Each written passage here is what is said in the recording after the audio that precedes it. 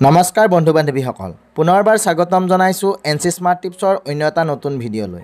বন্ধু বান্ধৱীসকল, প্ৰকৃতিয়ে আমাক বিভিন্ন সময়ত বহুতো সৰু সৰু কথাৰে ভৱিষ্যতৰ সংকেত দিয়ে আৰু ভৱিষ্যতে ঘটিবলগীয়া ভাল আৰু বেয়া সকলো ঘটনাৰ আগজাননী দিয়ে।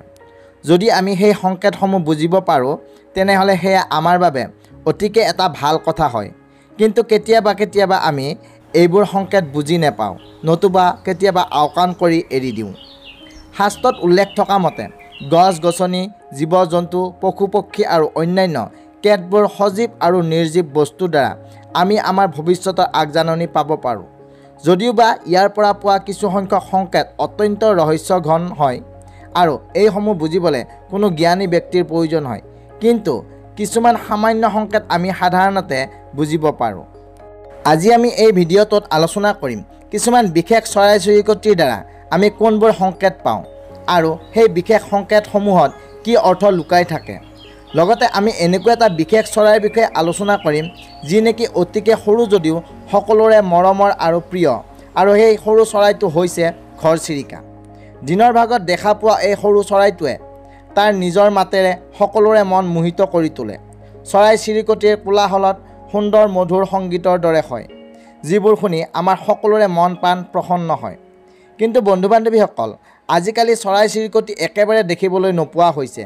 ইহঁতৰ অস্তিত্ব দিনক দিনে নোহোৱা হৈ গৈছে।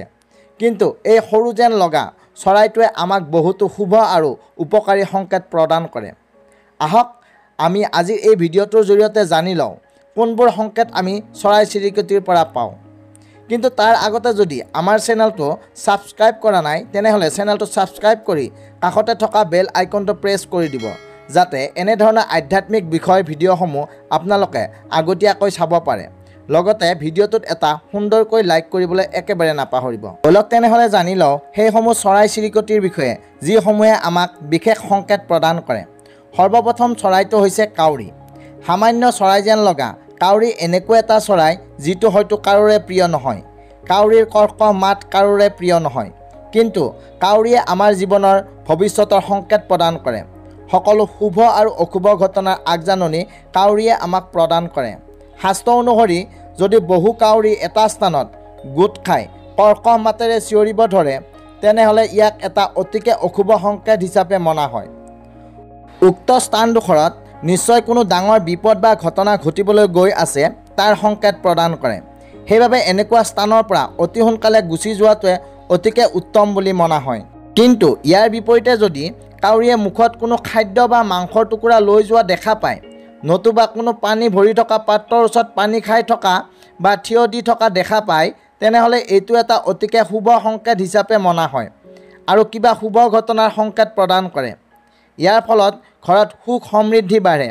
সেইবাবে সদায় আপোনালোকৰ ঘৰৰ সন্মুখভাগত যিকোনো এটা পাত্ৰত পানী ভৰাই ৰাখিবলৈ চেষ্টা কৰক, যাতে পানী খাবলৈ অহা কাউৰীৰ দৰ্শন হয় আৰু আপোনাৰ ভাগ্য উদয় হয়।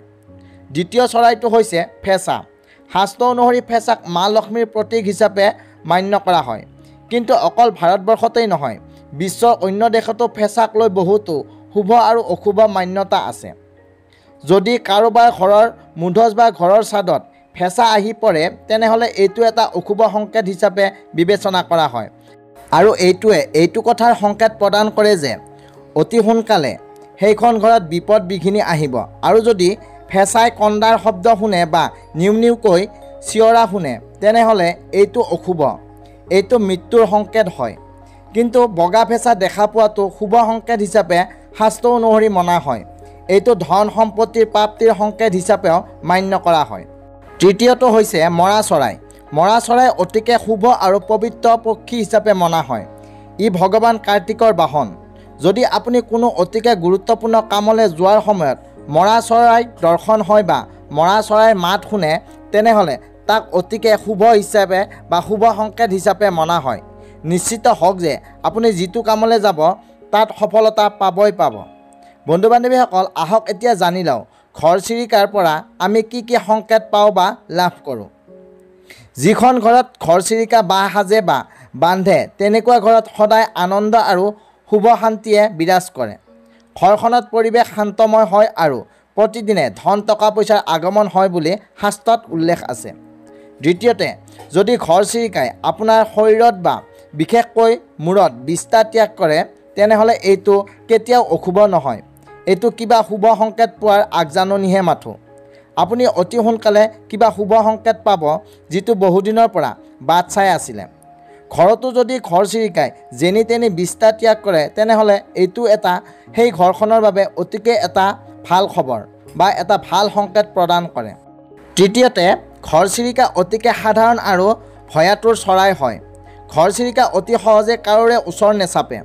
কিন্তু যদি ঘৰচিৰিকা আপোনাৰ আশে পাশে নতুবা আপোনাৰ ঘৰত কোনো ভয় নকৰাকৈ আহিব ধৰে তেনেহ'লে আপুনি বুজি লওক যে আপোনাৰ ঘৰত অতিকে শুভ আৰু সকাৰাত্মক শক্তিৰ এটা পৰিৱেশ গঢ় লৈ উঠিছে।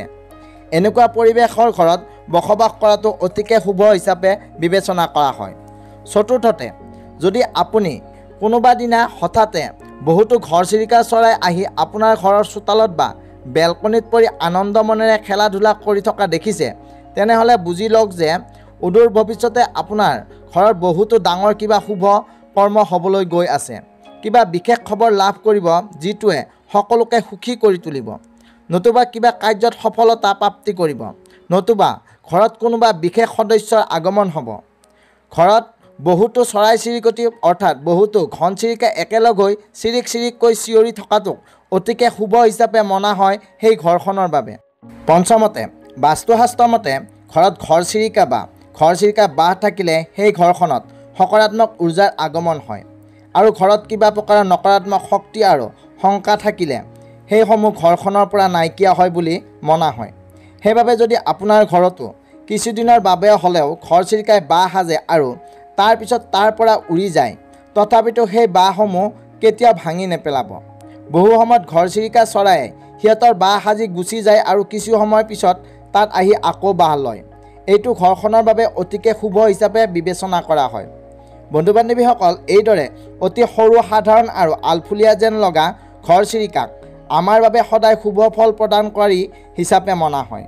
সেইবাবে ঘৰচিৰিকাক সংৰক্ষণ কৰক আৰু আপোনাৰ ঘৰত থাকিবলৈ স্থান দিয়ক আৰু ঘৰচিৰিকাৰ প্ৰজাতিটোক শেষ হোৱাৰ পৰা বচাওক। আশা কৰোঁ আজিৰ এই ভিডিঅ'টোৱে আপোনালোকক যথেষ্টখিনি উপকৃত কৰিব। যদি ভিডিঅ'টো চাই ভাল পালে তেনেহ'লে নিশ্চয়কৈ এটা লাইক কৰিবলৈ নাপাহৰিব আৰু যদি আমাৰ চেনেলটো এতিয়া ছাবস্ক্ৰাইব কৰা নাই তেনেহ'লে ছাবস্ক্ৰাইব কৰি কাষত থকা বেল আইকনটো প্ৰেছ কৰি দিব। লগতে কমেণ্ট বক্সত ভক্তি সহকাৰে জয় মা লক্ষ্মী বুলি লিখিবলৈ একেবাৰে নাপাহৰিব। অন্য এটা নতুন ভিডিঅ'ৰ সৈতে পুনৰ লগ পাম, তেতিয়ালৈকে আহিছোঁ, ধন্যবাদ।